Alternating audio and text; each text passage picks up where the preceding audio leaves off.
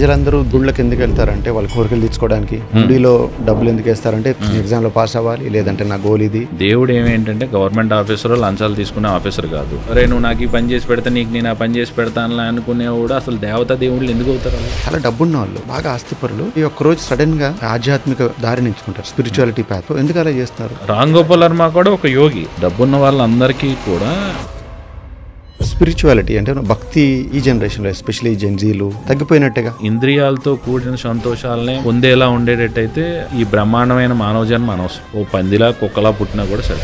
ఏ కుక్క అయినా ఇంకో కుక్క గురించి ఏ రోజైనా ఆత్మహత్య చేసుకుందా? ఏ సింహం అయినా ఇంకో సింహం గురించి ఏ రోజైనా ఆత్మహత్య చేసుకుందా? చేసుకోవు. ఒక్క మనిషి ఒకడే ఇంకో మనిషిని దోచుకుంటాడు. యూత్ అంతా తప్పుదారి పడుతున్నారు, మనుషులు ఎందుకు ఇలా ఉన్నారని ఫ్రస్ట్రేషన్ అంటే నువ్వు చెత్త బయటకు వేసేసి చూసావా మున్సిపల్ కమిషనర్ గా రాలేదు, నువ్వు ఎందుకురా బయటకి వేయటుందని. సింగపూర్ లో ఉన్నవాడు అందరూ కూడా నా దేశం బాగుండాలని వాళ్ళందరూ అనుకుంటారు కాబట్టి సింగపూర్ అంత బాగుంటది. రూల్స్ వల్ల ఏం బాగోదు. రూల్స్ అన్ని పక్క దేశం నుంచి వచ్చిన మనలాంటి వాళ్ళ కోసమే. ఒకడేమో కులం అంటాడు, ఒకడేమో మతం అంటాడు, నన్ను డిస్క్రిమినేట్ చేస్తున్నాడు, ఇంకోటి చేస్తాను అంటాడు. ఎవరికి డిస్క్రిమినేషన్ లేదండి. నరేంద్ర మోడీకి లేదా? ఎవడో కొనికిసుకో గొట్టంగా కూడా ఎవడో రోడ్డు మీద ఉండేవాడు టీ తాగేవాడు ప్రధానమంత్రి అయ్యారా అని అంటాడు. రామాయణం ఉంది.